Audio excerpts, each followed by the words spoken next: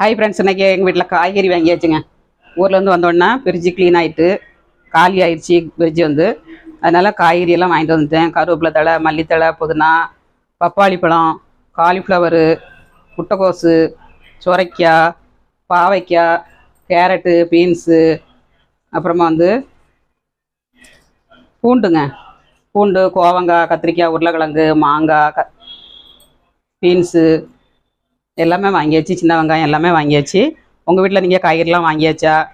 எப்படி வாங்குவீங்க? நான் மார்க்கெட்டில் வாங்க மாட்டேன், கடையில் தான் வாங்குவேன். மார்க்கெட் எங்கள் வீட்டு பக்கத்தில் கிடையாது, கடையில் தான் வாங்கிட்டு வருவேன். இதாங்க எங்கள் வீட்டில் இன்றைக்கி காய்கறி வாங்கியிருக்கேன்.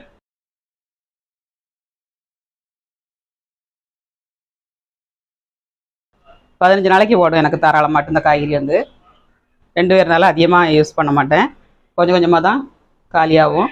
வீடியோ பிடிச்சிருந்தா லைக் பண்ணுங்கள். மீண்டும் நெக்ஸ்ட் வீடியோவில் சந்திப்போம். பாய்.